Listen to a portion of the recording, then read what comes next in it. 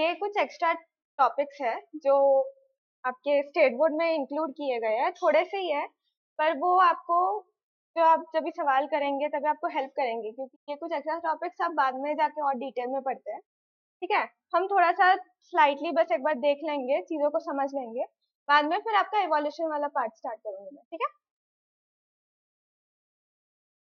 तो इसमें जैसे पता होगा डीएनए डबल हेलिक्स मॉडल होता है। ठीक है, ये वाला जो पार्ट होता है, ये वाला पार्ट, ये हमारा एक शुगर चेन होता है। शुगर चेन को आप ज्वाइन करते करते पूरा एक चेन बनता है, और फिर वो जो ज्वाइनिंग होती है, ये वाला जो पार्ट होता है, ये अगर हम जूम करके देखेंगे ना तो ये नाइट्रोजनस बेस होता है। इतना डिटेल में नहीं पढ़ना है, पर नाइट्रोजनस बेसिस में क्या होते हैं, 4 बेसिस होते हैं। जब हम आरएनए में आते हैं तो ये जो थाइमीन है ये चेंज हो जाता है। ठीक है, 4 बेसिस में अब हम वो नाइट्रोजनस बेस जो ये अलग अलग कलर के हैं ना, ये एक बेस है, ये एक बेस है, ये एक बेस है, ये एक बेस है। ठीक है, ये चारों ही अलग अलग बेसिस है। ठीक है, तो 2 बेस से ये पूरा चेन ज्वाइन हुआ हुआ है। ठीक है, समझ में आ रहा है। अभी इसमें प्यूरिन होता है और एक पिरामिडिन होता है। अभी इसमें उतना डिटेल में तो दिख नहीं रहा है, पर अगर आप इधर देखेंगे तो देखिए, ये सी लिखा हुआ है यहाँ पे, और यहाँ पे जी लिखा हुआ है, समझ में आ रहा होगा। और ये इधर ए लिखा हुआ है और यहाँ पे टी लिखा हुआ है। ये शॉर्ट फॉर्म है। प्यूरिन में आता है एडेनाइन और गुआनाइन। जैसे ये ए है और ये जी है, ये ए और जी हमारा प्यूरिन में आता है। ठीक है, और पिरामिडीन में आता है साइटोसाइन और थाइमिन। इतना डिटेल में जाने की जरूरत नहीं है, बस ये नाम याद रखेंगे तो भी चलेगा। बस इतना जानना है कि प्यूरिन में जो ये दो है ये ज्वाइन नहीं होते, पिरामिडीन के साथ प्यूरिन ज्वाइन होता है। ठीक है, तो प्यूरिन के साथ और पिरामिडीन के साथ ज्वाइन होता है, तो इसमें देखिए सी बन रहा है और जी बन रहा है, इनका ज्वाइनिंग हो रहा है। ए बन रहा है और टी बन रहा है, इनका ज्वाइनिंग हो रहा है। सी किस में है, पिरामिडीन में है। जी किस में है, प्यूरिन में है। तो देखा, प्यूरिन और पिरामिडीन ज्वाइन हो रहा है। ठीक है, अभी इसमें क्या होता है, प्यूरिन और पिरामिडीन जो है उनमें जो ज्वाइनिंग होता है वो थोड़ा अलग तरीके से होता है। जैसे अगर हम पकड़े ए और टी का ज्वाइनिंग होता है। ठीक है, तो ए और टी में जो है 2 हाइड्रोजन बॉन्ड होते हैं। ठीक है, पर अब जब भी हम गुआनाइन आ जाएंगे और साइटोसिन में आ जाएंगे, उनका जो लिंकिंग होता है वो 3 हाइड्रोजन बॉन्ड्स के साथ होता है। ठीक है, इतना बस डिफरेंस है ये दोनों में, बाकी और कुछ ज्यादा नहीं है। तो ये बॉन्डिंग जो होती है, इससे पूरा डीएनए हेलिक्स बनता है। अभी हम जब भी आरएनए में आते हैं ना, तो आरएनए में उनमें थाइमीन नहीं होता है। ठीक है, थाइमीन की जगह पे यूरासिल होता है, उसको हम शॉर्ट फॉर्म में यू लिखते हैं। यूरासिल क्यों होता है, क्योंकि हमारा जो बेसिस है सेल का, वो हमें पता है डीएनए से बना है। तो जब भी आरएनए आता है उसमें कुछ तो डिफरेंस होगा ना। तो आरएनए में क्या होता है, आरएनए अनस्टेबल होता है। अनस्टेबल क्यों होता है, ये यूरासिल की वजह से होता है। यूरासिल के जो कंपाउंड होता है, वो नाइट्रोजन कंपाउंड, उसमें एक OH लगता है ऐसे ब्रांचिंग में चेन के साथ, वो OH उसको अनस्टेबल कर देता है। इसलिए हमारा जो बेसिक मटेरियल है वो डीएनए है, आरएनए नहीं है, क्योंकि आरएनए अनस्टेबल है। ठीक है, समझ में आया इतना। आरएनए में अगर आरएनए में अगर हम देखें तो उसमें ना 3 पार्ट्स होते हैं, एक mRNA होता है, एक rRNA होता है, और एक tRNA होता है। इतना डिटेल में 10th में नहीं है, ये 11th और 12th का टॉपिक है, पर अगर एक बेसिक आइडिया होता है ना चीजों का, तो चीजें अच्छे से समझ में आती है। तो mRNA होता है, rRNA होता है और tRNA होता है। mRNA में क्या होता है, mRNA जो अभी देखिए, डीएनए हमारा हमें पता है डबल चेन से बनता है। ठीक है, इसको हम घुमा देते हैं। घुमाते क्यों है, स्टेबिलिटी के लिए। जितना वो घूमेगा, जितना वो कॉइलिंग होगा, उतनी उसमें स्टेबिलिटी बढ़ती है। एमआरएनए में क्या होता है, आरएनए जो अगर हम पकड़े वो सिंगल स्टैंड होता है, डबल स्टैंड भी होता है, पर जनरली सिंगल स्टैंड होता है। सिंगल स्टैंड से उसको एक स्ट्रैंड को हम एमआरएनए बोलते हैं। ठीक है, उसमें अभी देखिए ये क्या बोला था मैंने, ये नाइट्रोजनस बेसिस से याद होगा, AUGTC। तो ये सारे अभी देखिए इधर टी नहीं होगा, टी नहीं दिखेगा आपको, क्यों, क्योंकि आरएनए में हमने क्या देखा, यूरासिल होता है, थाइमिन नहीं होता है। तो यू है, टी के जगह पे यू है। तो यू के साथ अभी हमने देखा कि ए के साथ टी लग रहा है ना, 2 हाइड्रोजन बॉन्ड से। जी के साथ सी लग रहा है 3 हाइड्रोजन बॉन्ड से। ये हमेशा होता है। ये किस में होता है, डीएनए में होता है। आरएनए में जी और सी तो होता ही है, पर ए के साथ टी नहीं है ना आरएनए में। आरएनए में यू लगता है, बस इतना डिफरेंस होता है। डीएनए और आरएनए में ये बेसिक डिफरेंस होता है, और डिफरेंसेस आते हैं पर ये बेसिक होता है, ठीक है। तो एमआरएनए में अगर हम देखें तो टी नहीं है, यू है। अभी सेंट्रल डॉगमा होता है, वो ये स्लाइड में नहीं है। हाँ, सेंट्रल डॉगमा में अगर हम देखेंगे ना तो डीएनए से एमआरएनए बनता है और एमआरएनए से पॉलीपेप्टाइड। इतना अभी समझ में नहीं आएगा, तो हम डिटेल में अगर हम पढ़ेंगे ना तो सेंट्रल डॉगमा कुछ नहीं है। डीएनए में हमें क्या पता है, डबल स्ट्रैंड है, ठीक है।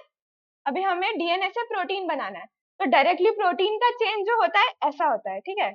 अभी ये तो बनेगा नहीं डायरेक्टली डीएनए से, तो हमें क्या करना होता है, हमें ये एक स्ट्रैंड से बनाना होता है एमआरएनए, किसका, आरएनए का चेन बनता है। तो एक स्ट्रैंड बनाने के लिए हमें ये तोड़ना पड़ेगा, जो हाइड्रोजन बॉन्ड से नाइट्रोजनस बेसिस जुड़े हुए हैं वो टूटेंगे, है ना। तो डीएनए से जब ही आरएनए बनता है, वो आरएनए को हम आरएनए नहीं लिखते, उसके सामने एम लगा देते हैं स्पेसिफाई करने के लिए, ठीक है। तो एमआरएनए में देखिए, एमआरएनए में अभी हमने देखा एक चेन दिखा, समझा। इधर एक डीएनए था, कि अगर इधर में अगर ये लगा दूं तो वो डीएनए बनता, पर हमने एक स्ट्रैंड को ऐसे तोड़ के उसको आरएनए में कन्वर्ट कर दिया है, तो टी वाले जो पार्ट थे वो यू बन गए हैं। इतना, ये प्रोसेस को क्या बोलते हैं, ट्रांसक्रिप्शन। तो सेंट्रल डॉगमा कुछ नहीं है, सेंट्रल डॉगमा में 3 स्टेप आते हैं। जैसे डीएनए से जब हम आरएनए बनाए, इसको हम ट्रांसक्रिप्शन बोलेंगे, ठीक है। ये नेक्स्ट स्लाइड में कवर्ड है, इसलिए मैं उतना डिटेल में लिख नहीं रही हूँ। और जब भी आरएनए से हम प्रोटीन बनाते हैं, ये भी नेक्स्ट स्लाइड में कवर्ड है, देखिए इधर। जैसे ये जो चेन है, ये एमआरएनए का चेन है, ठीक है, सिंगल स्ट्रैंड दिख रहा है। अभी एमआरएनए में ना ये एक पार्टिकल है, उतना डिटेल में नहीं पढ़ना है, पर हमने टीआरएनए देखा, इसको टीआरएनए बोलते हैं। कुछ नहीं है, सिंपल है। टीआरएनए जब एमआरएनए में आता है ना, तो वो एमआरएनए का जो बेसिस देखा हमने, ए यू जी सी, ये सारे जो बेसिस है ना, इससे हमारा प्रोटीन मॉलिक्यूल बनता है, ठीक है। वो भी हम बाद में पढ़ेंगे कैसे बनता है, उतना डिटेल में नहीं है, ठीक है। तो वो बेसिस से जब प्रोटीन बनता है ना, वो हेल्प करने के लिए टीआरएनए है। टीआरएनए ये एमआरएनए को पूरा रीड करता है। ऐसे देखिए, जैसे स्टेपलर होता है ना, हम कैसे एक साथ ऐसे स्टेपल करते रहते हैं। तो इसमें क्या होता है, ये पूरा एक एमआरएनए का चेन है, उसमें से आप इमेजिन कीजिए ये राइबोसोम है, ठीक है। राइबोसोम पता होगा सबको, राइबोसोम के 2 पार्ट होते हैं। वो पूरा राइबोसोम ना एमआरएनए से ऐसे पास होता रहता है, और कुछ नहीं होता है, बस ये जो प्रोटीन मॉलिक्यूल्स है, ये ऐसे बनते रहते हैं और जुड़ते रहते हैं। पॉलीपेप्टाइड चेन होता है इनके बीच में, ये जुड़ते रहते हैं, तो ये हमारा प्रोटीन बन जाता है। तो प्रोटीन कैसे बनता है, डीएनए से बनता है, पर डायरेक्टली नहीं बन पाता है। डीएनए से पहले एमआरएनए बनाना पड़ता है हमें, उस प्रोसेस को हम ट्रांसक्रिप्शन बोलते हैं। फिर ट्रांसक्रिप्शन से हम क्या बनाते हैं, ये टीआरएनए आता है।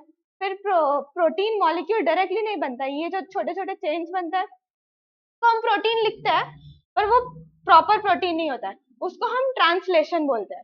अभी ये जो प्रोटीन के जो ये छोटे छोटे आप पीसेस देख रहे हो, इनको जब तक हम जोड़ेंगे नहीं, तब वो प्रोटीन चेन बनेगा नहीं, है ना। तो वो प्रोटीन को, मॉलिक्यूल्स को जोड़ने के लिए जो प्रोसेस होता है, उसको ट्रांसलोकेशन बोलते हैं। तो 3 प्रोसेसेस हो गए, एक ट्रांसक्रिप्शन, फिर एमआरएनए से जब भी हम अमीनो एसिड बनाते हैं, उसको बोलते हैं ट्रांसलेशन, और प्रोटीन को जब हम जोड़ते हैं, उसको कुछ नहीं बोलते, उसको ट्रांसलोकेशन बोलते हैं, ठीक है। इतना याद रखने के लिए अगर हो नहीं रहा है ना, तो उतना याद मत रखो, बस बेसिक एक आइडिया दे रही हूँ मैं, ठीक है, उतना डिटेल में हम नहीं जा रहे हैं। तो पढ़ते हैं। हाँ, mRNA, it carries the information for protein synthesis from genes on DNA chain in nucleus to ribosomes in the cytoplasm. वही जो मैंने बताया, वही उसको स्टेट किया गया है, सिंपल है कि ये राइबोसोम मॉलिक्यूल है, ठीक है। ये जो ग्रीन पार्ट है ना, ये राइबोसोम है, ठीक है, उतना याद रखना है। राइबोसोम में एमआरएनए आ रहा है, वो स्टेपलर की तरह उसको पूरे एमआरएनए में वो पास हो रहा है, ठीक है। अभी पास होते होते ये राइबोसोम के ऊपर अमीनो एसिड की चेन बन रही है, तो वो क्या बन रहा है, वो प्रोटीन बन रहा है। अमीनो एसिड जैसे जैसे जुड़ता रहेगा, हमारा प्रोटीन बनता रहेगा। तो बस कुछ नहीं है, डीएनए से डायरेक्टली प्रोटीन नहीं बनता है, एक प्रोसेस से होता है। इतना ही बताया है, ज्यादा डिटेल में नहीं है, ठीक है। ये सेंट्रल डॉगमा मैंने जो बताया, देखिए जैसे ये डीएनए है, इसको आधा किया, ट्रांसक्रिप्शन प्रोसेस से गया ये, और ये एक एमआरएनए का चेन बन गया, ठीक है। देखिए टी वाले जो है वो यू हो गए हैं, और कोई डिफरेंस नहीं है ज्यादा। अब क्वेश्चन ये आता होगा कि तो जब दो चेन है तो हम एक चेन क्यों ले रहे हैं, ठीक है, हम दोनों चेन ले सकते हैं ना, दोनों चेन से सेपरेट mRNA मॉलिक्यूल बनाएंगे, तो सेपरेट जब ये दो चेन बन जाएंगे तो ज्यादा क्वांटिटी में प्रोड्यूस होगा प्रोटीन, ऐसा भी क्वेश्चन आता होगा दिमाग में। क्यों नहीं होता है, क्योंकि जब इससे जो चेन बना ना, अभी इसका अगर मैं लिखूं mRNA का चेन बना, ठीक है, ये वाले पार्ट से मैं अगर इसका कॉन्फ़िगरेशन लिखती हूँ तो आपको नहीं आएगा ये, मैं आपको समझाने के लिए लिख रही हूँ।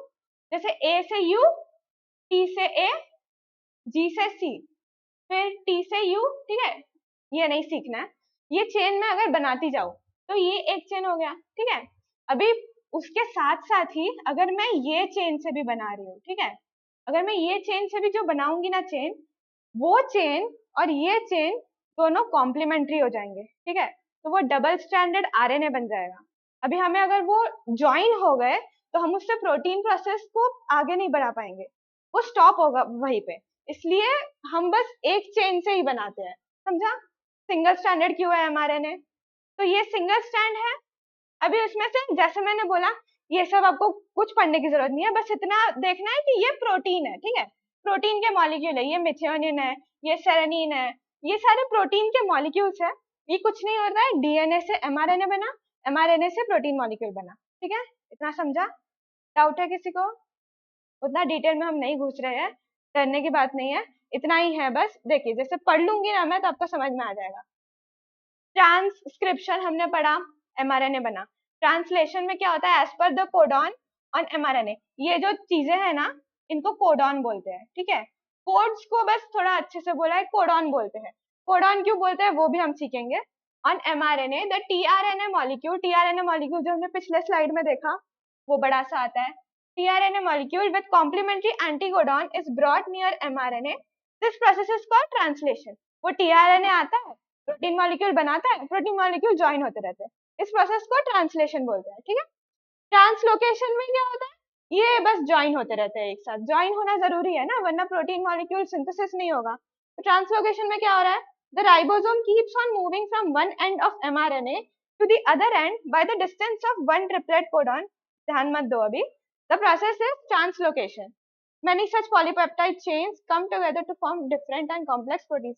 ऐसे ही चेन्स बहुत सारे बनते रहते हैं और वो ज्वाइन होते रहते हैं, वो प्रोसेस को हम ट्रांसलोकेशन बोलते हैं। अभी याद रखने की टेक्निक आप ऐसे लगा सकते हैं कि इतना तो याद रखिए कि डीएनए से mRNA बन रहा है, उसको हम बोल रहे हैं ट्रांसक्रिप्शन। फिर इसमें से हम क्या कर रहे हैं, ये जो कोडॉन्स है ना इसमें से हम नॉर्मल प्रोटीन मॉलिक्यूल्स बना रहे हैं, तो क्या कर रहे हैं, एक तरह से ट्रांसलेशन कर रहे हैं ना, ये कोडॉन को हम सिंपल प्रोटीन मॉलिक्यूल में कन्वर्ट कर रहे हैं, तो वो कोडॉन का ट्रांसलेशन कर रहे हैं। तो mRNA से प्रोटीन चेन बनता है, उसको ट्रांसलेशन बोलते हैं। अभी ये सारे कोडॉन्स को एक लोकेशन पे लाके एक साथ जोड़ रहे हैं हम, तो उसको क्या बोलेंगे, ट्रांसलोकेशन बोलेंगे, ठीक है। इतना ही ध्यान में रखना है, ज्यादा नहीं रखना है। अभी मैंने बोला कोडॉन क्यों बोलते हैं, तो कोडॉन क्यों बोलते हैं, इसका एक अलग कॉन्सेप्ट है, कुछ नहीं बस एक नाम है, डॉक्टर हरगोविंद खुराना। इन्होंने क्या किया था ना, अभी हमें कैसे पता चलेगा कि इतने सारे जब बेसिस है तो जुड़ जुड़ के जो प्रोटीन मॉलिक्यूल बन रहे हैं, हमें तो नहीं पता ना कैसे बन रहे थे। तो इन्होंने क्या किया था, इन्होंने एक थियोरी दी थी कि 3 अमीनो एसिड मतलब 3 नाइट्रोजन बेस मिलके एक प्रोटीन मॉलिक्यूल बनाता है। जैसे ये MET लिखा हुआ है ना, ये मिथियोनिन होता है, नहीं जानना है, मैं बता रही हूँ समझाने के लिए। तो उन्होंने बस इतना बोला था कि जितने भी प्रोटीन मॉलिक्यूल होते हैं उनका जो ऐसे एंसेस्टर टाइप बोलते हैं ना हम, वो एंसेस्टर में क्या होता है, 3 कोडॉन होते हैं बस, ये उन्होंने बताया था। हमें नहीं पता था कि कितने कोडॉन है, जैसे 4 मिला के एक प्रोटीन बन रहा है कि 5 मिला के एक प्रोटीन बन रहा है, हमें ये नहीं पता था। तो उन्होंने रिसर्च करके बस इतना बताया था कि अगर हम ऐसे 3 का गुच्छा लेंगे तो उसमें से हो सकता है एक प्रोटीन मॉलिक्यूल बनेगा। कुछ कुछ 3 के जोड़ी रहते हैं जो स्टॉप कोडॉन बनाते हैं, जो कुछ भी नहीं बनाते हैं, वो प्रोटीन मॉलिक्यूल सिंथेसिस नहीं करते, ठीक है। इतना डिटेल में नहीं है, हम एक बार पढ़ लेते हैं, समझ में आ जाएगा कंसेप्ट, नहीं घुस रहा है ना दिमाग में, उतना घुसाने की जरूरत नहीं है। The code for each amino acid consist of 3 nucleotides. जैसे मैंने बोला ये जो बेसिस होता है ना, बेस नाइट्रोजनस बेस, इनको हम न्यूक्लियोटाइड्स बोलते हैं, ठीक है। इस called triplet codon mRNA formed in nucleus brings the coded message from DNA when it comes in cytoplasm. This message contains the codes for amino acids. ठीक है, इतना हमें समझा ना, ये अमीनो एसिड को कोड कर रहे हैं तो इनके अंदर मैसेज है कोड करने का अमीनो एसिड्स का। ठीक है, तो ये 3 के गुच्छे में आते हैं और एक प्रोटीन मॉलिक्यूल बना के चले जाते हैं। 3 के गुच्छे में फिर से आएंगे, एक प्रोटीन मॉलिक्यूल बना के निकल जाएंगे। ये क्या है हमारा, क्या है ये, mRNA का चेन है। ठीक है, याद रखना है ये हमारा mRNA का चेन है। मैं इरेज कर देती हूँ अगर समझ में नहीं आ रहा है तो। ठीक है, ये हमारा mRNA का चेन है और उससे कुछ नहीं हो रहा है, प्रोटीन मॉलिक्यूल बन रहे हैं बस। ठीक है, tRNA, अगर mRNA tRNA ये अलग अलग अगर नाम याद नहीं रह रहे हैं ना तो रखने की जरूरत नहीं है, बस mRNA याद रखना है। डीएनए से mRNA बन रहा है, mRNA से प्रोटीन चेन बन रही है। ठीक है, पॉलीपेप्टाइड क्या होता है, ये प्रोटीन चेन को जब आप बहुत सारे प्रोटीन चेन का चेन बना देते हैं उसको पॉलीपेप्टाइड बोलते हैं बस। ठीक है, इतना घुस रहा है दिमाग में। ठीक है, क्या समझ में आया?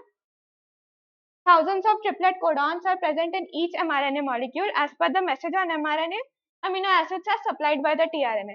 इतना समझा कि जैसे जैसे ये मैसेज भेजेगा वैसा वैसा मॉलिक्यूल बनेगा, प्रोटीन का मॉलिक्यूल बनेगा। ठीक है, इतना ही है। इसमें से किसी को कुछ नहीं समझा, ऐसा कुछ है टॉपिक?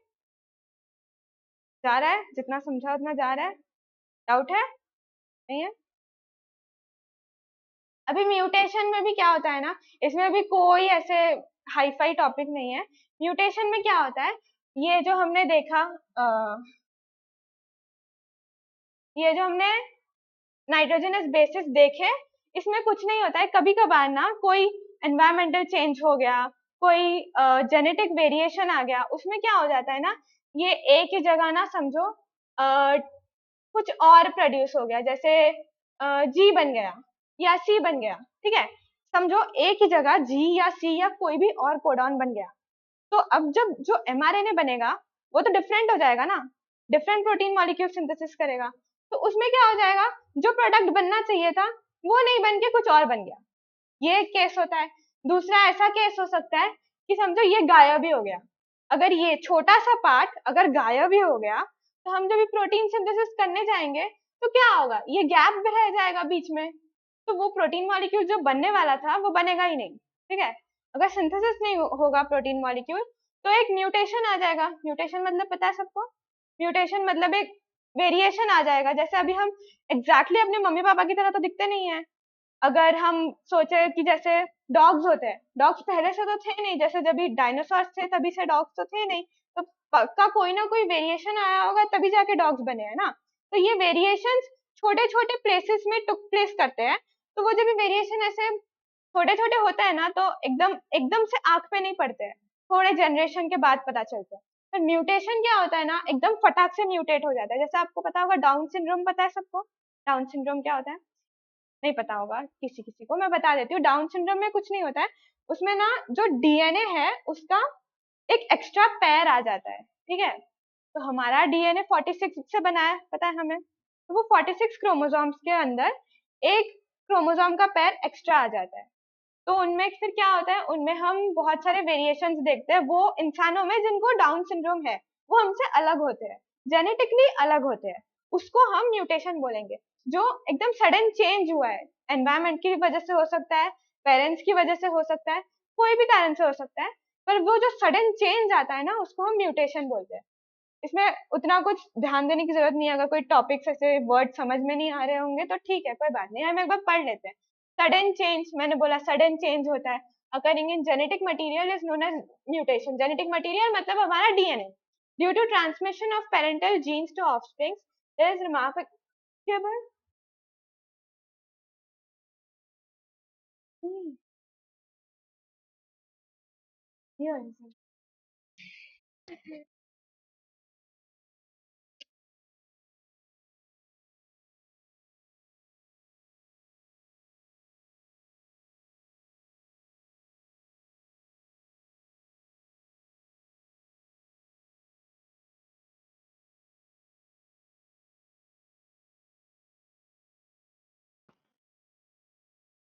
एकदम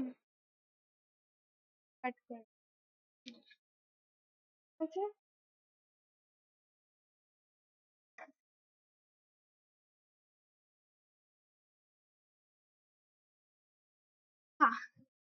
Due to transmission of parental genes to offspring, there is remarkable similarity between parents and their offspring. जैसे मैंने बोला हम सिमिलर दिखते हैं मम्मी पापा की तरह, पर एकदम एग्जैक्टली नहीं दिखता है ना अपने मम्मी पापा की तरह। तो कुछ नहीं होता है, थोड़ी रिमार्केबल सिमिलैरिटी होती है, पर चेंजेस आते हैं। But if there is a mutation in any nucleotide, then there are changes in the characters of offspring. कुछ नहीं, मैंने जैसे बोला कि अगर ये पूरा ही गायब हो गया तो प्रोटीन जो सिंथेसाइज होगा वो जैसा होना चाहिए था वैसा नहीं होगा, प्रॉब्लम आ जाएगी, म्यूटेशन हो जाएगा। इतना ही है म्यूटेशन टॉपिक में, और कुछ नहीं है। अभी किसी को डाउट है? कुछ नहीं समझ, मैं ज्यादा फास्ट जा रही हूँ? स्लो जाओ, स्लो जाओ, थोड़ा सा स्लो जाओ। किसी को और किसी को चाहिए जाओ, ठीक है। तो जो बाकी के टॉपिक्स थे उसमें कोई डाउट है? समझा वो? ना नहीं समझा तो बोलो, मैं चिल्लाऊंगी नहीं। अभी अगर इसमें हम थोड़ा सा एक बार, एक माइनर होता है एक मेजर म्यूटेशन होता है, ये तो वर्ड से समझ में आ रहा है। माइनर म्यूटेशन में क्या होगा, मे बी एक बेस पेयर गायब हो गया। मेजर में क्या होगा, पूरा 3 का 3 बेस पेयर ही गायब हो गया, तो वो प्रोटीन सिंथेसाइज होगा ही नहीं। ये माइनर और मेजर म्यूटेशन होता है, ये बाद में जाके आप पढ़ेंगे, उतना डिटेल में नहीं है। उससे डिजीजेस होती है, जैसे सिकल सेल एनीमिया होता है, वो म्यूटेशन की वजह से होता है, ठीक है। ये सब इतना डिटेल में हमें है नहीं। अभी ये जो पास्ट टॉपिक्स थे ये छोटे टॉपिक्स है, मतलब इनका ना आपको उतना डिटेल में अगर आपको समझा भी नहीं होगा ना, बस जो सर्टेन टर्म्स है वो भी अगर आपको याद हो गए होंगे ना तो आपको समझ में आ जाएगा। पर अगर नहीं आया है तो आप बोलिए कहाँ पे आपको डाउट हो रहा है। अगर जैसे कोई चीज है जिसमें आपको और ज्यादा अच्छे से जानना है तो बोल सकते हैं, वरना उतना इम्पोर्टेंट टॉपिक नहीं है। मैं आपको समझा रही हूँ क्योंकि कभी कभी ना आंसर्स में कैसा होता है, हमसे स्टेटमेंट्स फॉर्म नहीं होते, तो तभी अगर हम थोड़ा कंसेप्ट में घुस के अगर सोचते हैं ना कि हमने क्या पढ़ा था जो हमारे में भी टेक्स्ट बुक्स में नहीं था, तो उससे ना स्टेटमेंट्स फॉर्म होने लगते हैं आराम से। आपको अगर कुछ समझना है जो आपको नहीं समझा है तो आप बोलिए, ठीक है? सही है, समझा? डाउट है? म्यूटेशन टॉपिक में कोई डाउट है? समझा ना म्यूटेशन क्यों होता है, ठीक है। फिर हम इवोल्यूशन से स्टार्ट होता है, ये पूरा पूरा आपके टेक्स्ट बुक के हिसाब से है, इसमें कोई मैंने एक्स्ट्रा टॉपिक नहीं कैरी किया है, ठीक है। अगर कुछ नहीं समझेगा तो बोलिए। अभी इवोल्यूशन 2 टाइप के थे, केमिकल इवोल्यूशन था और ऑर्गेनिक इवोल्यूशन था। अभी इवोल्यूशन हुआ है उसके लिए बहुत सारे थीसिस आए थे, बहुत लोगों ने बहुत कुछ प्रपोज किया था कि ऐसे वजह से इवोल्यूशन हुआ है, इस वजह से इवोल्यूशन हुआ है, ऐसे तरीके से इवोल्यूशन हुआ है। ये 2 जो थे ना ये मेन थे हमारे। अभी अगर आप बायो में पढ़ेंगे ना तो आपको पूरी पूरी बुक मिलेगी एक एक इवोल्यूशन के पार्ट में, ठीक है। हमें बस अभी केमिकल इवोल्यूशन और ऑर्गेनिक इवोल्यूशन के बारे में थोड़ी सी इंफॉर्मेशन दी है बुक्स में। केमिकल इवोल्यूशन किसने दिया था? ओपेरन और हाल्डेन ने दिया था, ये जो 2 है इन्होंने दिया था केमिकल इवोल्यूशन, ठीक है। उनके केमिकल इवोल्यूशन के हिसाब से ना उन्होंने कहा था कि जो हमारा पास्ट अर्थ था, ठीक है, वो कुछ केमिकल्स से मिलके और एक एनवायरनमेंट अलग था उसका, वैसे एनवायरनमेंट की प्रोडक्शन हुई थी, इसलिए हमारा इवोल्यूशन स्टार्ट हुआ था, ठीक है। इसलिए इसमें लाइफ बना था, इसलिए धीरे धीरे चीजें इवॉल्व हुई थी। ऑर्गेनिक इवोल्यूशन किसने दिया था? चार्ल्स डार्विन ने दिया था। ये नाम तो सुना होगा ना सभी ने, चार्ल्स डार्विन ने दिया था। चार्ल्स डार्विन एक वॉयज में गए थे, वो जाके एक आइलैंड में रहे थे, गैलापागोस आइलैंड में रहे थे, उन्होंने बहुत रिसर्च किया है, तो उनके हिसाब से ऑर्गेनिक इवोल्यूशन हुआ था और ओपेरन हाल्डेन के हिसाब से केमिकल इवोल्यूशन हुआ था। अभी हम ये 2 क्यों पढ़ते हैं ये भी सवाल आएगा, बाकी सब क्यों नहीं पढ़ रहे हैं? क्योंकि ये दोनों का ना प्रूफ है, हमारे पास प्रूफ है, बहुत सारी चीजों में प्रूफ्स आए हैं कि केमिकल इवोल्यूशन हुआ था और ऑर्गेनिक इवोल्यूशन हुआ था, इसलिए हम ये दोनों पढ़ते हैं मेन इवोल्यूशन के टाइप्स के हिसाब से। तो ओपेरन और हाल्डेन के हिसाब से था formation of complex organic molecules from simple elements, जैसे अमीनो एसिड्स हो गया, मैं बोल दूं मोनोसैकेराइड्स हो गया। मोनोसैकेराइड्स क्या होता है? हमारा जो ग्लूकोज रहता है ना, ग्लूकोज के छोटे मॉलिक्यूल्स को मोनोसैकेराइड्स बोलते हैं, ठीक है। ऐसे सिंपल एलिमेंट्स से वो जुड़ जुड़ के वो कॉम्प्लेक्सिटी हो के उसमें म्यूटेशन आके उसमें वेरिएशन आके कॉम्प्लेक्स ऑर्गेनिक मॉलिक्यूल्स बने हैं, और फिर वो कॉम्प्लेक्स ऑर्गेनिक मॉलिक्यूल से लाइफ शुरू हुआ है। ऐसे इनके हिसाब से है, ओपेरन और हाल्डेन हाइपोथेसिस के हिसाब से। ऑर्गेनिक इवोल्यूशन में क्या बोला है? Formation of complex life forms. ये 2 डिफरेंस है, इसमें बोला है उन्होंने कॉम्प्लेक्स ऑर्गेनिक मॉलिक्यूल्स और ऑर्गेनिक इवोल्यूशन में बोला है कॉम्प्लेक्स लाइफ फॉर्म्स, ठीक है। अभी हम डायरेक्टली लाइफ फॉर्म्स में आ रहे हैं, ये बहुत बड़ा जंप है, ठीक है। ये नोट करिएगा कि केमिकल इवोल्यूशन में मेन जो वर्ड होता है वो ऑर्गेनिक मॉलिक्यूल्स यूज होता है, और ऑर्गेनिक इवोल्यूशन में हम लाइफ फॉर्म्स पे ही चले जाते हैं। तो चार्ल्स डार्विन के हिसाब से formation of complex life forms from simple life forms, ठीक है। ये तो सिंपल सेंटेंस है कि अमीबा से शुरू हुआ था, किसने बोला था। ऐसे जो छोटे छोटे मॉलिक्यूल्स है, छोटे छोटे लाइफ फॉर्म्स है, उसमें इवोल्यूशन आके कॉम्प्लेक्स लाइफ फॉर्म्स, जैसे हम तुम जैसे एनिमल्स में हो गया, जो अभी हम देखते हैं जिन एनिमल्स को, जैसे एलिफेंट हो गया, ये सब तो स्टार्टिंग से नहीं थे, है ना। वो सिंपल लाइफ फॉर्म से कॉम्प्लेक्स लाइफ फॉर्म्स बनाए, ये अकॉर्डिंग टू ऑर्गेनिक इवोल्यूशन बोलता है। और केमिकल इवोल्यूशन में क्या बोलता है, सिंपल एलिमेंट से, जैसे हमारा नाइट्रोजन हो गया, ऑक्सीजन हो गया, इससे क्या बना है, कॉम्प्लेक्स ऑर्गेनिक मॉलिक्यूल्स बनाए।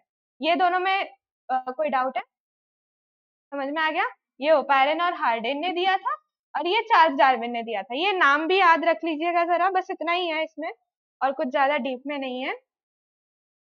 अभी हम वो एक टॉपिक खत्म हुआ, ठीक है, इधर का समझा। अभी हम ना दो चीजें पढ़ते हैं जो फ्यूचर में और भी आएगा, शायद आपने पढ़ा भी है, ये पढ़ा है शायद, आई थिंक, फिर भी एक बार हम रिवाइज कर लेते हैं। इनहेरिटेड ट्रेट और अक्वायर्ड ट्रेट, इसमें डिफरेंस क्या होता है मैं एग्जांपल से समझाती हूँ। जैसे इनहेरिटेड ट्रेट मतलब किसी की नाक बहुत लंबी होती है, किसी की नाक बहुत छोटी होती है, ये उसके कंट्रोल में नहीं है, ये एनवायरनमेंट की वजह से नहीं हुआ है। ये किसकी वजह से हुआ है, उसके जीन्स की वजह से हुआ है, उनके मम्मी पापा की वजह से हुआ है, जो उन्होंने इनहेरिट किया है। इसलिए वो ट्रेड्स को जो हम एनवायरनमेंट से नहीं मिलता है, हमें हमें अपने मम्मी पापा से मिलता है, वो ट्रेड्स को हम इनहेरिटेड ट्रेड्स बोलते हैं। और अक्वायर्ड ट्रेड्स क्या होता है, इसका सेम एक एक बेसिक सा वर्ड होता है, एनवायरनमेंट की वजह से हुआ है बस, ठीक है। जैसे मैं बोल दूं कि मैं ड्राइंग क्लास जाती थी, तो मैंने बहुत अच्छा ड्राइंग करना सीखा, ये मेरे मम्मी पापा से नहीं सीखा है मैंने। ये क्या हुआ है, ये मेरे एनवायरमेंटल चेंजेस, कि मैं ड्राइंग क्लास गई, तब जाके मैंने वो ट्रेट अक्वायर किया, तो वो मेरे अक्वायर ट्रेट्स में आएगा, समझा। एक ये बेसिक डिफरेंस है। तो characteristics features that are inherited from previous generation मतलब हमारे मम्मी पापा से हमने इनहेरिट किया है, जो उसको इनहेरिटेड ट्रेट बोलेंगे। Occurs due to change in genes और डीएनए, डीएनए में चेंज हुआ है, इसकी वजह से वो हमारे डीएनए में भी चेंज हुआ है, वेरिएशन आया है, इसलिए इनहेरिटेड ट्रेट है। Pass on from one generation to another, जैसे किसी किसी की ब्लू आंखें होती है, तो आपको दिखेगा कि उनके मम्मी पापा में भी किसी का ब्लू आंख होगा, इसलिए वो इनहेरिट हुआ। ऐसी चीजें इनहेरिटेड ट्रेट्स आती है, समझा। इनहेरिटेड ट्रेट्स मतलब acquired traits, no change in genes or DNA is involved. Genes और डीएनए में चेंज नहीं होता है। जैसे बोला कि मैं ड्राइंग करना सीखी, तो वो मेरे डीएनए में थोड़ी ना आएगा कि मैंने ड्राइंग करना सीखा है ना। तो नो चेंज इन जीन्स और DNA is involve, can not pass from one generation to another. अभी मेरे बच्चों में तो नहीं आएगा ना, वो भी थोड़ी ना ऐसे पैदा होकर ड्राइंग करने लग जाएंगे, वैसा नहीं हो सकता है ना। तो वो इनहेरिट नहीं हुआ है, इसलिए उनमें वो ट्रेट ट्रांसफॉर्म भी नहीं होगा, समझा। डिफरेंस समझा इनहेरिटेड और अक्वायर्ड ट्रेट में, सबको समझा। ठीक है, पेस ठीक है, स्लो करूं और स्लो करूं, ठीक है ना। अभी हमने जैसे पढ़ा चार्ल्स डार्विन के बारे में, उसके बारे में और ज्यादा पढ़ लेते हैं। Inheritance of the characters according to Darwin, Charles Darwin set out on a voyage when he was 22 years old। कुछ नहीं है, ये बेसिक इन्फॉर्मेशन है उनके बारे में थोड़ी। जब वो 22 years के थे, वो शिप लेके खुद अकेले अकेले गए थे एक आइलैंड में, डिस्कवर करने के लिए कि इवोल्यूशन कैसे हुआ था। उनके उधर उन्होंने बहुत सारे बर्ड्स को, बहुत सारे एनिमल्स को देखे, जैसे ये इनको बोलते हैं, ये जो बर्ड्स है ना, इनको बोलते हैं डार्विन फिंचेस, उसी के नाम से दिया गया है, क्योंकि उन्होंने ना इसमें बहुत सारे वेरिएशंस देखे थे, जिससे उनको एक आइडिया आया था इवोल्यूशन के बारे में। तो उन्होंने बुक लिखी थी, बहुत कुछ किया था। ये HMS बीगल शिप था उनका, जिससे वो आइलैंड में गए थे, गैलापागोस आइलैंड में, उधर जाके उन्होंने डिस्कवरी की थी बहुत सारी, फिर बुक लिखा था origin of species. The theory presented by him is called theory of natural selection और डार्विनिज्म। तो इन्होंने फिर जो बुक लिखा था, जिसमें स्टेट किया था कैसे इवोल्यूशन हुआ है, उसको कुछ नहीं बोलते, उसको थियरी ऑफ नेचुरल सिलेक्शन बोलते हैं। और डार्विनिज्म, वो पूरे प्रोसेस को ये बोलते हैं, ठीक है। इतना याद रखना है, ठीक है, काफी है। He explained the origin of new species by natural selection, but failed to explain the mechanism of sources of heritable characters. अभी इनमें और एक चीज उन्होंने फेल कर दी, जो थी वो जो हेरिट कर रहे हैं हम कैरेक्टर्स हमारे पेरेंट्स से, वो कैसे कर रहे हैं वो वो नहीं बता पाए थे, एक्सप्लेन नहीं कर पाए थे, ठीक है। तो अभी उन इतना कुछ तो डिस्कवर किया उन्होंने, पर जो चीज वो डिस्कवर नहीं कर पाए वो थे natural selection is not the only factor responsible for evolution. जैसे मैंने म्यूटेशन बोला आपको, म्यूटेशन नेचुरल सिलेक्शन से तो नहीं हुआ है। नेचुरल सिलेक्शन क्या होता है, जैसे मैं बोल दूं कि एक लायन का प्राइड है, ठीक है, एक जंगल में एक लायन का प्राइड है बहुत बड़ा सा, पर उसमें से ना कुछ लायंस वीक है, दूसरे लायन से कुछ लायंस वीक है, तो वो ज्यादा दिन सरवाइव नहीं कर पाएंगे। वो कंपटीशन के अंदर जो लायंस वीक है वो ज्यादा दिन सरवाइव नहीं कर पाएंगे। वो हो गया नेचुरल सिलेक्शन, जो डार्विन ने बोला था नेचुरल सिलेक्शन से इवोल्यूशन होता है। पर अभी हमेशा क्या ये होगा, अगर आप समझो वो लायन में, एक लायन में समझो उसके डीएनए में ही गड़बड़ है, कि डीएनए में म्यूटेशन हो गया है, तो वो जेनेटिकली वीक है, जेनेटिकली उसमें कोई डिजीज है जिसका उसके ऊपर कोई लेना देना ही नहीं है, मतलब उसने खुद से वीक नहीं हुआ है, वो जेनेटिकली वीक है, तो वो नेचुरल सिलेक्शन नहीं हुआ ना, वो तो जेनेटिकली म्यूटेशन हुआ है उसके साथ, इसलिए वो पीछे रह गया सबसे। तो वो ये जो थियोरी है कि म्यूटेशन वाली जो थियोरी है वो एक्सप्लेन नहीं कर पाया था, वो उसके अकॉर्डिंग ऑब्जेक्शन रेज हुआ था कि natural selection is not the only factor responsible for evolution, mutation भी रिस्पॉन्सिबल होता है इवोल्यूशन के लिए, ठीक है। ये वो प्रूफ नहीं कर पाया था। फिर और एक था, Darwin did not mention any explanation about useful and useless modification. अभी जैसे हमारे पिछले जनरेशन में, जैसे बहुत आगे वाली जनरेशन में टेल्स हुआ करते थे, सुना होगा ना, सबने देखा होगा, टेल्स हुआ करते थे, वो अचानक से धीरे धीरे धीरे धीरे बंद क्यों हो गए होना, टेल्स अभी हमें तो नहीं है ना, तो टेल्स हमें होना बंद क्यों हो गए, ये जो थियोरी होती है उसके पीछे वेस्टिजियल ऑर्गन्स होते हैं, वो थियोरी वो एक्सप्लेन नहीं कर पाया था कि वो बंद क्यों हो गए, या जो यूजफुल मॉडिफिकेशंस आ जाते हैं हमारे अंदर, जैसे हमारे हाथ छोटे हो गए, हमारे हाथ बहुत बड़े बड़े हुए करते थे, वो छोटे क्यों हो गए, ये सारे जो थियोरीज अलग अलग एनिमल्स में भी आए थे वो एक्सप्लेन नहीं कर पाए, ठीक है। There is no explanation about slow changes and abrupt changes. अभी जैसे म्यूटेशन मैंने कहा, वो अब्रप्ट चेंज में आता है, और स्लो चेंज में आता है नेचुरल सिलेक्शन हमारा, कि वो वीक है, वो रिप्रोडक्टिवली वीक है, तो वो ज्यादा जनरेशन आगे कर ही नहीं पाया। अब्रप्ट चेंज में आता है हमारा म्यूटेशन, ये सारे ना वो एक्सप्लेन नहीं कर पाए थे। तो ये जो 3 पॉइंट्स हैं आपके टेक्स्ट बुक से लिए गए हैं, तो इसको अगर आप जरा टेक्स्ट बुक में अगर घर जाके हाईलाइट कर लेंगे तो अच्छा होगा। फैक्ट्स क्या है, enormous rate of reproduction among animals, constant number of animals of a species struggle for existence। इसमें ये जो स्टेटमेंट्स है ना, ये स्टेटमेंट्स उन्होंने देखा था, मतलब ऑब्जर्व किया था, तो उनका एक स्टेटमेंट अपना खुद का निकला था, कि उन्होंने देखा था कि enormous rate of reproduction among animals, constant number of animals of a species। अभी कुछ एनिमल्स होता है ना जिनमें enormous rate होता है, जैसे फ्रॉग्स होते हैं जो, वो बहुत बड़ी तादाद में ग्रो होते हैं, कॉकरोच बोल लो, या जो छोटे एनिमल्स है जो हम बहुत ज्यादा देखते हैं कि उनके रिप्रोडक्टिव जो रेट है उनका बहुत ज्यादा है, पर हम अगर ओवरऑल देखेंगे तो एक कांस्टेंट नंबर ही रहता है। अभी हमें हर जगह तो फ्रॉग्स दिखते नहीं है, एक टाइम पे दिखते हैं, पर हमें हर जगह कॉकरोचेस भी नहीं दिखते हैं, तो जो बड़े बड़े स्पीशीज जो ग्रो हो रहे हैं वो कहाँ जा रहे हैं। उन्होंने ये ऑब्जर्व किया था कि एनॉर्मस रेट ऑफ रिप्रोडक्शन तो है, लेकिन overall constant number of animals रह रहे हैं एनवायरनमेंट में। तो वो क्यों हो रहा है, वो हो रहा है स्ट्रगल ऑफ एक्सिस्टेंस के लिए, स्ट्रगल फॉर एक्सिस्टेंस के लिए, कि वही कि अभी इतने बड़े पॉपुलेशन में से इतनी पॉपुलेशन तो वीकर है तो वो डिमिनिश हो जा रही है, तो जो इतनी सी पॉपुलेशन है जो एनवायरनमेंट के साथ चेंज हो रही है, जो इवॉल्व कर रही है खुद को, वही जाके रिप्रोड्यूस कर पा रही है, ये उन्होंने ऑब्जर्व किया था।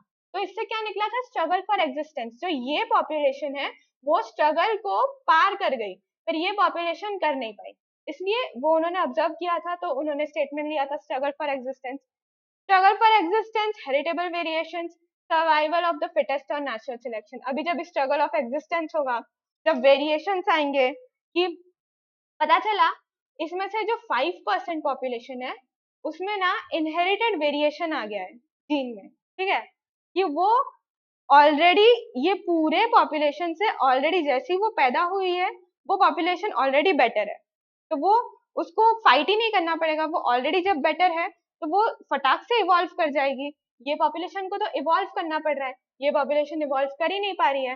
तो हेरिटेबल वेरिएशंस जो होता है और स्ट्रगल फॉर एग्जिस्टेंस जो होता है, इससे हम जो सर्वाइवल ऑफ द फिटेस्ट, जो फिट है वही सर्वाइव कर पाता है और वही रिप्रोड्यूस कर पाता है। तो वो नेचुरल सिलेक्शन हो गया कि हाँ भाई ये सबसे ज्यादा फिट है, ये सबसे ज्यादा फिट है और ये नहीं है, ये क्या हो गया, ये कैंसिल हो गया, ये दोनों इवॉल्व कर गए, रिप्रोडक्टिवली बेनिफिट कर लिया उन्होंने, समझा। फिर है struggle for existence, continuous environmental changes, continuous natural selection leading to evolution of new species। अभी जब सर्वाइवल ऑफ द फिटेस्ट होगा, नेचुरल सिलेक्शन होगा और एनवायरमेंटल चेंजेस भी होंगे, जैसे एनवायरमेंट हमारी 10,000 साल पहले थी, 1 मिलियन ईयर्स अगो थी, वैसी अभी नहीं है, चेंज हुई है बहुत सारी। तो वो चेंजेस की वजह से और नेचुरल सिलेक्शन की वजह से कंटिन्यूस नेचुरल सिलेक्शन हुए जा रहा है, मतलब कंटिन्यूसली हर एक पॉपुलेशन में हम देखेंगे कि एक पॉपुलेशन तो पीछे रह ही जाती है, पूरी पॉपुलेशन आगे तक नहीं जाती है, अभी तक नेचुरल सिलेक्शन चले जा रहा है, कंटिन्यूअस प्रोसेस है, ये डार्विन ने प्रूव किया था। ठीक है, इतना समझा, ये पूरा स्लाइड समझा, इतने पॉइंट्स कवर किए मैंने। अभी डार्विन के साथ साथ और एक जन आए थे, लमार्क थे, ठीक है। अभी लमार्क के अकॉर्डिंग क्या था ना, उन्होंने कहा था जैसे हम जिराफ अभी देखते हैं, ठीक है, जिराफ अभी हमें पता है ऑलरेडी तो थे नहीं, वो कहीं ना कहीं से तो इवॉल्व हुए थे ना, तो जैसे जिराफ हो गया, उनके अकॉर्डिंग क्या था ना कि एनिमल्स थे, जैसे हॉर्स बोल लो या कैमल बोल लो या ऐसे कोई तो एनिमल था जो ना ऊपर के जो पेड़ थे, अभी जब वो हर्बीवोरस थे, ठीक है, तो अभी घास खा रहे हैं, ठीक है, घास खाते खाते खाते खाते कितना खाएंगे, एक पॉइंट पे घास खत्म हो गई, ठीक है, तो उनके अकॉर्डिंग क्या था कि जब पेड़ थे ना उनमें जो घास थे वो एनिमल्स वो घास खाने लगे और वो घास खाते खाते ना उनकी गर्दन लंबी हो गई, ठीक है, ये उनका थियोरी था कि वो घास खाने के लिए, इधर की घास खत्म हो गई तो इधर के पेड़ के लीव्स खाने के लिए वो इतना ऊपर गर्दन करते थे कि उनकी गर्दन लंबी हो गई और जिराफ इवॉल्व हो गया। तो इनके अकॉर्डिंग हम क्या नोटिस कर रहे हैं, ये बोल रहे हैं कि अक्वायर्ड ट्रेड्स, ये तो एनवायरमेंट की वजह से हुआ ना, हमने पढ़ा एनवायरमेंट की वजह से जो चेंजेस होते हैं वो अक्वायर्ड ट्रेड्स में आते हैं, कि अक्वायर्ड ट्रेड्स भी इनहेरिट हो रहे हैं, इनके अकॉर्डिंग ये था, समझा, ये पॉइंट समझा। लमार्क के अकॉर्डिंग ये था कि अक्वायर्ड ट्रेड्स जो हमें एनवायरमेंट की वजह से अक्वायर हो रही है वो भी पास ऑन कर रही है जनरेशन में, पर ये बात सही है नहीं है ना, हमने तो देखा इनहेरिटेबल ट्रेड्स अलग होती है, अक्वायर्ड ट्रेड्स अलग होती है, अक्वायर्ड ट्रेड्स पास ही नहीं करती है।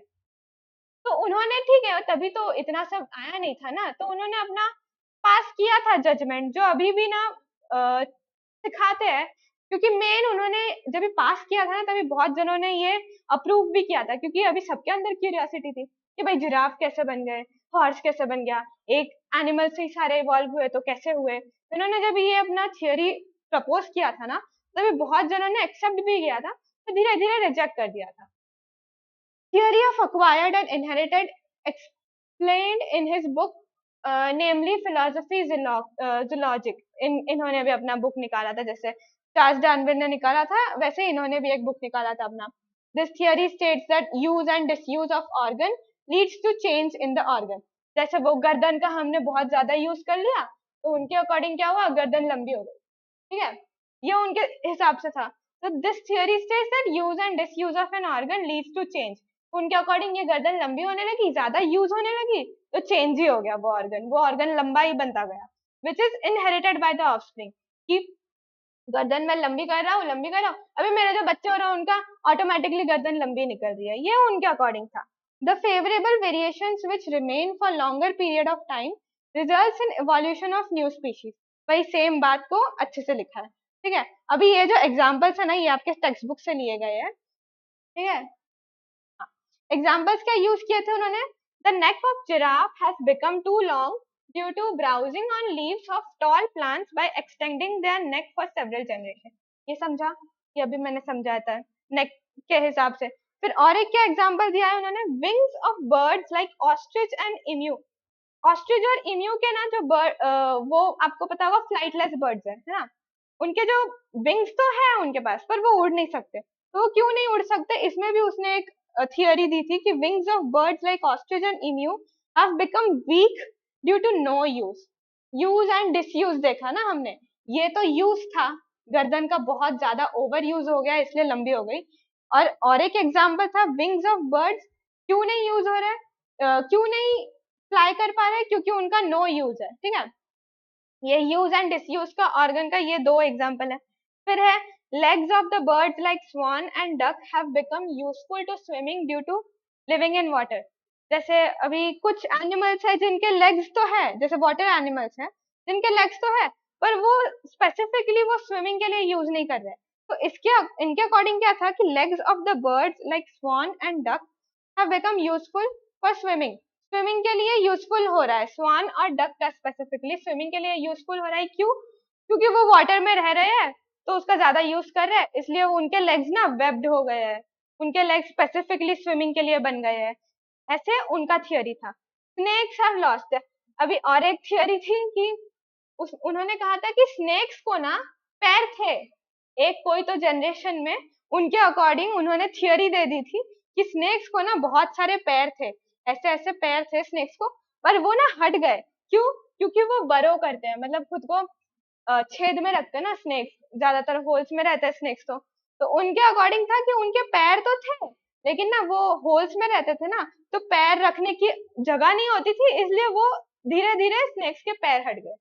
ऐसे उनके अकॉर्डिंग था, ये उनकी थियरीज थी, मतलब उन्होंने एक्सप्लेन किया था अपने थियरी को इन एग्जाम्पल से। ठीक है, development of organs due to specific activities और the degeneration due to no use at, यही पूरा उनका जो थियरी है ना, ये आपकी टेक्स्ट बुक की लाइन है इसलिए मैंने लिख दी थी कि ये पूरा लाइन उन्होंने, ये जो मैंने पॉइंट्स एक्सप्लेन किए वो लाइन है ये, कि उसने कैसे थियरी लिखी थी अपनी।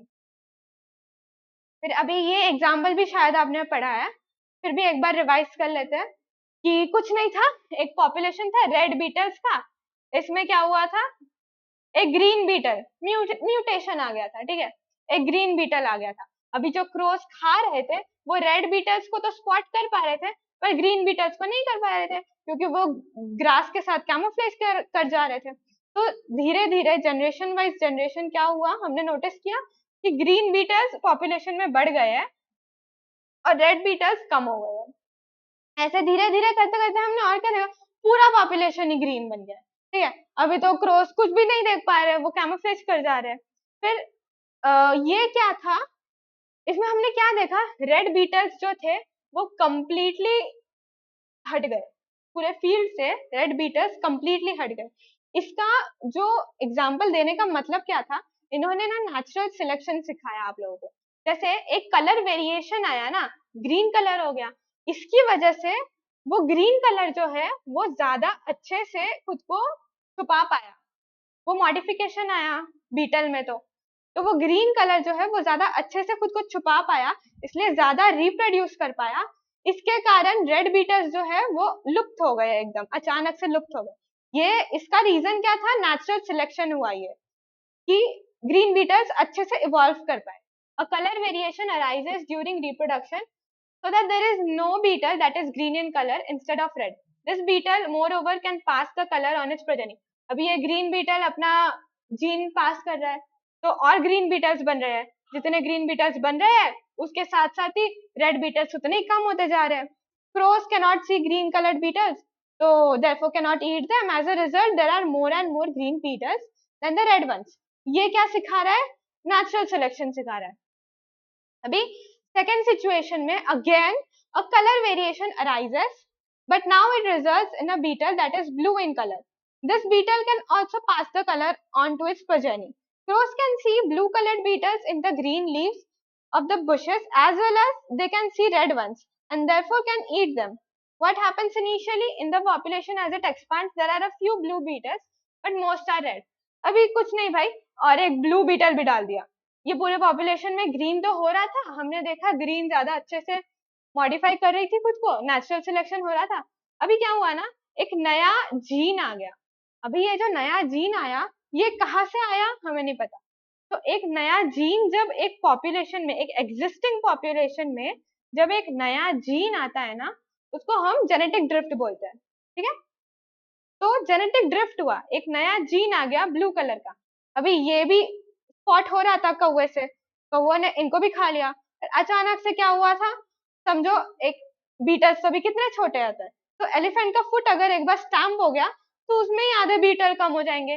इतनी पॉपुलेशन तो पूरी फुट के अंदर ही आ गई, दब गई, मर गई। तो उसकी वजह से ना अभी हम देख रहे हैं कि समझो ये रेड पॉपुलेशन यहाँ पे थी ना, तो ये पूरी की पूरी रेड पॉपुलेशन ही ना गायब हो गई। अभी ये क्या हुआ, ये सडन चेंज हुआ, ये नेचुरल सिलेक्शन नहीं है, ये जेनेटिक ड्रिफ्ट भी नहीं है, ये सडन एनवायरमेंटल चेंज हुआ कि एलिफेंट का फुट आया, इसलिए पूरी रेड पॉपुलेशन गायब हो गई। ये ना नेचुरल सिलेक्शन है ना जेनेटिक ड्रिफ्ट है, ये एनवायरमेंटल चेंज की वजह से इवोल्यूशन हुआ। तो देख रहे हो कितने टाइप्स होते हैं ना इवोल्यूशन के, जैसे एक तो नेचुरल सिलेक्शन हो गया, एक जेनेटिक ड्रिफ्ट हो गया, और ये एनवायरमेंटल चेंज की वजह से क्या हुआ, blue beetles, luckily blue beetles बच गए, तो उनकी पॉपुलेशन ग्रो हो गई। क्यों? क्योंकि एलिफेंट का फुट आया। अभी और एक थर्ड एक कंडीशन थी कि भाई जो ग्रास है, जो बुशेस है, उनमें कोई तो डिजीज हो गया है, प्लांट डिजीज हो गया है। इसलिए क्या हुआ है, जो बीटल्स है वो जो बुश खा रहे हैं, वो खा तो पा रहे हैं, पर उनका न्यूट्रिशन जो है वो कंप्लीट नहीं हो रहा है। तो क्या हो रहा है, छोटे छोटे बीटल्स प्रोड्यूस हो रहे हैं। फिर ऐसे करते करते छोटे छोटे बीटल्स ही अभी प्रोड्यूस हो रहे हैं ना, तो ये इनहेरिट हो गया, छोटे बीटल्स वाला जीन्स जो है वो इनहेरिट हो गया, वो पास ऑन हुआ। बाकी नेक्स्ट जनरेशन है वो भी छोटे बीटल्स वाली हो गई। पर अचानक से किसी कोई भी एनवायरमेंटल रीजन से वो प्लांट ठीक हो गया, अपने आप ठीक हो गया, या तो फर्टिलाइजर स्प्रे हुआ होगा, या तो अपने आप ठीक हो गया, तो फिर से वो नॉर्मल साइज में हो गए। ये भी एक नेचुरल सिलेक्शन का ही तरीका था, पर ये जो था ये एनवायरमेंटल चेंज की वजह से था, और ये जो था ये जेनेटिक ड्रिफ्ट की वजह से इवोल्यूशन हुआ था। ठीक है, ये कुछ टाइप समझे इवोल्यूशन के? क्लियर है इतना? किसी को डाउट है? सो जाओ, ठीक है, समझ में आ रहा है ना? फिर ओपेरिन और हार्डन में आते हैं, वो हमने देखा ना केमिकल इवोल्यूशन, वो थोड़ा सा एक्सप्लेन करते हैं कि कौन से केमिकल्स थे जिनकी वजह से इवोल्यूशन स्टार्ट हुआ था। कुछ कुछ ही एलिमेंट्स है वो याद रखना है, पूरा स्टेटमेंट स्टेटमेंट याद नहीं रखना है। जैसे उनके अकॉर्डिंग क्या था ना कि पहले वाला जो जनरेशन था, एकदम जनरेशन नहीं, पहले जब भी ओरिजिन स्टार्ट हुआ था लाइफ ऑन अर्थ का, वो कैसे हुआ था, एक एक्सपेरिमेंट से हुआ था। ओपेरिन और हार्डन ने नहीं किया था, पर ओपेरिन और हार्डन के थियोरी की वजह से Stanley L and Harold Curie, सी यूरी, इन्होंने एक एक्सपेरिमेंट किया था इनके थियोरी की वजह से। ये थियोरी को चेक करने के लिए उन्होंने ये एक्सपेरिमेंट किया था। उन्होंने क्या किया था, ये जो सेक्शन दिख रहा है ना आपको, ये सब याद नहीं रखना है, मैंने बस डायग्राम दिया है समझने के लिए। ये सेक्शन में क्या किया था, ammonia, methane and hydrogen sulphide, पर नो ऑक्सीजन। जो प्रिमिटिव अर्थ था, जो सबसे पहले जब भी अर्थ स्टार्ट हुआ था ना, तभी कोई ऑक्सीजन नहीं था, ठीक है, तो नो ऑक्सीजन।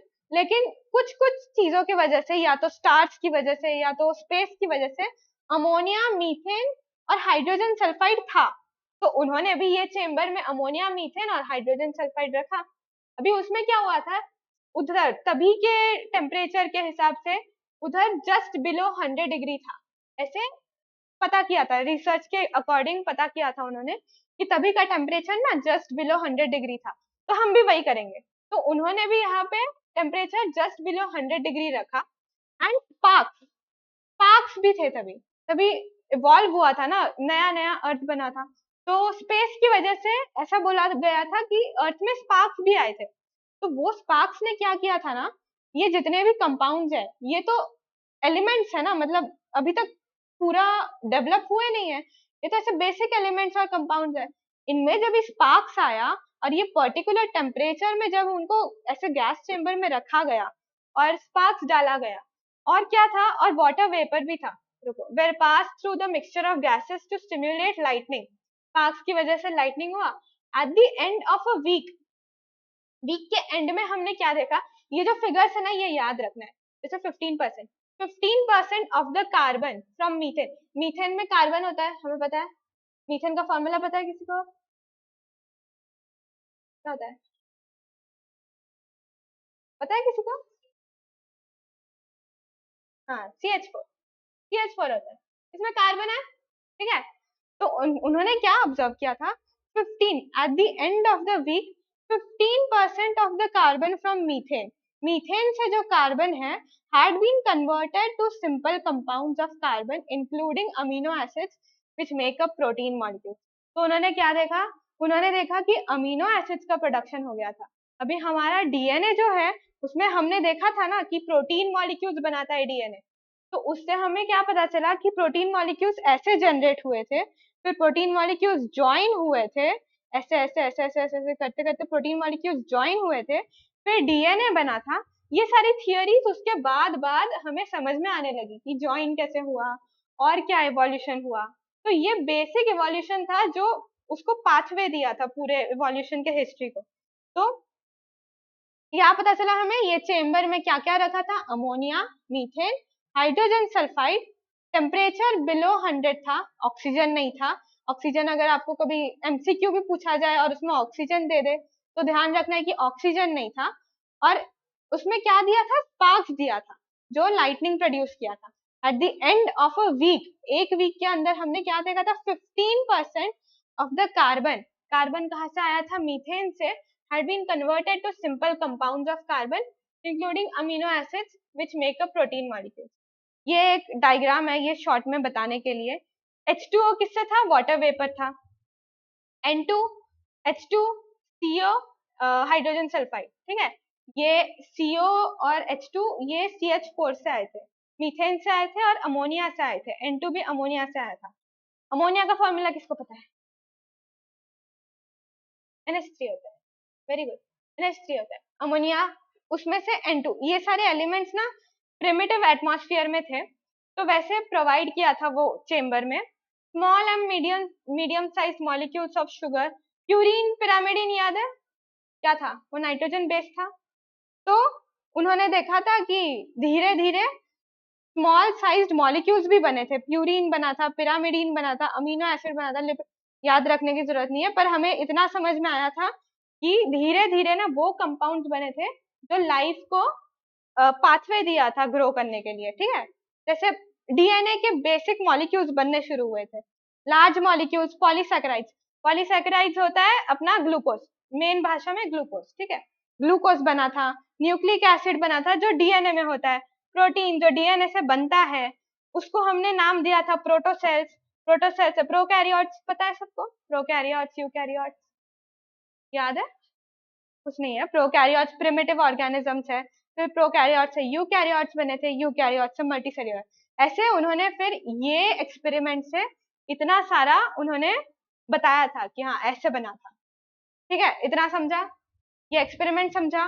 वो नाम याद रखने हैं स्टैनली और हेराल्ड यूरी के, और ये एलिमेंट्स नाम याद रखने हैं, कैसे टेम्परेचर था तभी उतना याद रखना है, 15% कार्बन एक वीक के अंदर बना था उतना याद रखना है, और कुछ उतना याद रखने की जरूरत नहीं है, ठीक है, समझा, इतना समझा, डाउट है किसी को, ठीक है, आगे बढ़ते हैं। ये कुछ टर्म्स है जो हम एक बार पढ़ लेते हैं, तो हमें ना बाद में अगर कभी क्वेश्चन बना, जैसे रीजनिंग में आता है जीन पूल बताओ या जेनेटिक ड्रिफ्ट बताओ कैसा होता है, तो तभी हम स्टेटमेंट फ्रेम नहीं कर पाते क्योंकि उतने कंसेप्ट क्लियर नहीं होते, तो एग्जाम्पल से सीखते हैं तो क्लियर हो जाएगा।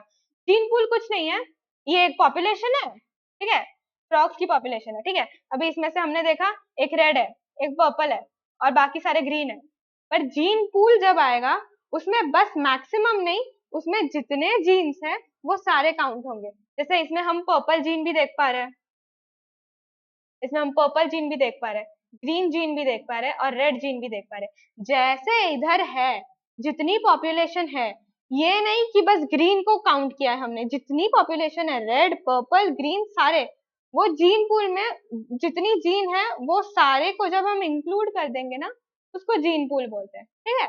समझा, ये एग्जाम्पल समझा, कुछ नहीं है, जीन पूल इतना ही है। डाउट है, डाउट है, कोई डाउट है, समझा ना।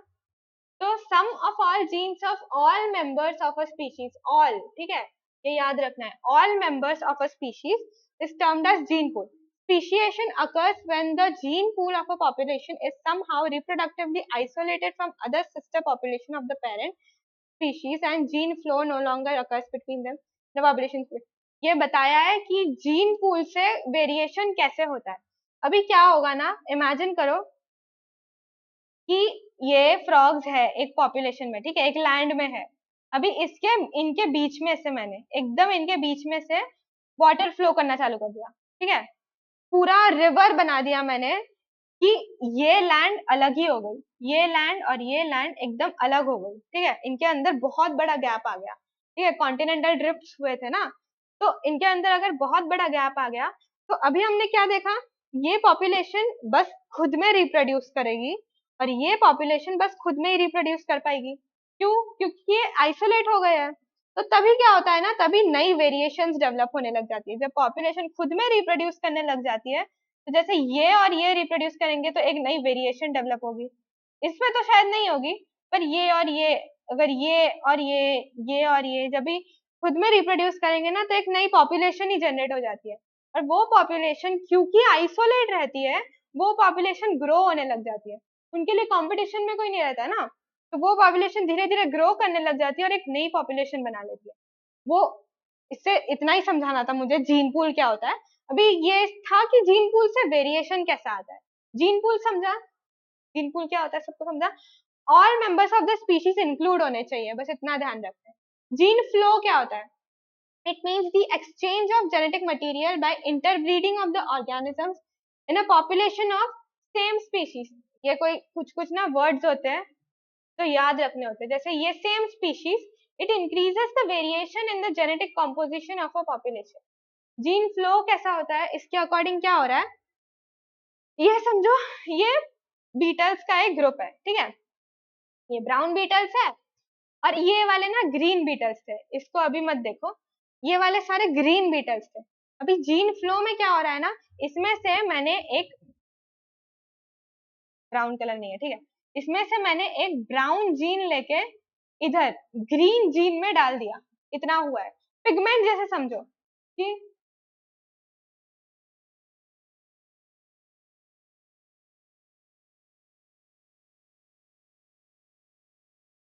खत्म कर दो.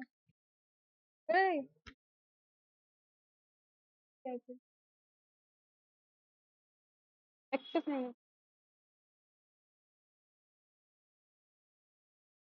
ये थोड़ा सा कंप्लीट कर लेते हैं हम. तो जीन फ्लो में क्या समझा हमने, हाँ, ये एक जीन पिगमेंट की तरह समझो, ये सारे ग्रीन पिगमेंट्स है और मैंने क्या किया है, एक ब्राउन पिगमेंट एक डाल दिया उसमें. तो क्या होगा, अभी वेरिएशन आएगा. ग्रीन कलर में अगर मैं ब्राउन कलर डालूंगी तो वेरिएशन आएगा. तो वो वेरिएशन किस वजह से आया है, जीन फ्लो की वजह से आया, क्योंकि मैंने एक जीन को फ्लो कर दिया एक ऐसे जीन में जो इससे अलग था. ठीक है, समझा, ये जीन फ्लो समझा, जीन पूल समझा, जीन फ्लो समझा. जीन फ्लो में क्या हो रहा है, फिर वेरिएशन आ जा रहा है. क्यों? क्योंकि एक जीन एक पॉपुलेशन में से दूसरे पॉपुलेशन में चली गई. ठीक है, ये एक लास्ट टर्म समझा देती हूँ फिर छोड़ दूंगी. Genetic drift, random change in frequencies of all alleles in a population over generation due to errors in the gametes. This process is rapid in smaller population. Genetic drift can lead to accumulation of changes in the generation. जैसे ये एक example है कि ये Beatles है, ठीक है, दिख रहा है, ये बीटल्स नहीं, सॉरी, बग्स है, ठीक है. ये बग्स में हमें अब दिख रहा है कि रेड और ब्लू दोनों है, ठीक है. अभी हमने ना इनमें से कुछ बग्स को कलर नहीं देख के कुछ बग्स को मार दिया, ठीक है. तो अभी क्या हुआ, अभी रेड पॉपुलेशन बढ़ गई, ब्लू पॉपुलेशन कम हो गई, है ना, मार दिया हमने बिना कलर देखे. ये एनवायरमेंटल चेंज की वजह से हुआ है, ये ड्रिफ्ट हुआ है. पूरा पॉपुलेशन को ना हमने अचानक से मार दिया. तो अभी नेक्स्ट जो पॉपुलेशन होगी उसमें हमें रेशियो का डिफरेंस दिखेगा. इधर 5:5 था लेकिन इधर 10:2 हो गया. रेड पॉपुलेशन बहुत बढ़ गई है, ब्लू पॉपुलेशन कम हो गई है. क्यों? क्योंकि हमने बग्स को मार दिया, ब्लू बग्स को. ये एक एग्जांपल है. तो रैंडम चेंज, ये मारना is a random change. Random change in frequencies of all alleles. Alleles कुछ नहीं होते, अलील्स मतलब समझ लो इसका अलील है ब्लू, इसका अलील है रेड, ठीक है. अलील्स इसमें फ्रीक्वेंसीज में डिफरेंस आ गया है रैंडम चेंज की वजह से, due to errors of all alleles in a population over generation due to errors in the gametes. अभी इसमें से अगर हम हटा देंगे ब्लू जीन को तो एक एरर आ गया ना, तो रेड जीन बढ़ने लगे, रेड जीन ऑटोमेटिकली रिप्रोडक्टिवली ज्यादा बढ़ने लगे। This process is rapid in smaller population. अभी जाहिर है स्मॉलर पॉपुलेशन होगा, अगर उसमें से मैं आधी से ज्यादा पॉपुलेशन ही मार दूं तो वो तो पूरी फटाक से कम हो जाएगी। जैसे अगर मैं बिग पॉपुलेशन लूंगी, उसमें से अगर मैं 25% अगर कम कर दूंगी तो उतना ज्यादा चेंज दिखेगा नहीं। तो स्मॉलर पॉपुलेशन में प्रोसेस रैपिड होता है क्योंकि फटाक से चेंज दिखने लग जाते हैं। Genetic drift can lead to accumulation of changes in the generation. अभी ये जो चेंज हुआ कि ब्लू मार दिया मैंने, रेड ज्यादा बढ़ गए, अचानक से बढ़ गए, ये चेंज नेक्स्ट जनरेशन में भी दिखने लगा। ठीक है, इतना होता है जेनेटिक ड्रिफ्ट। एकदम रैंडम चेंज की वजह से जीन का पूरा ड्रिफ्ट ही हो गया, जैसे अभी इधर था वैसे इधर पूरा ड्रिफ्ट हो गया जेनेटिक ड्रिफ्ट में। ठीक है, क्या समझा? ठीक है, चलो बस इतना ही है।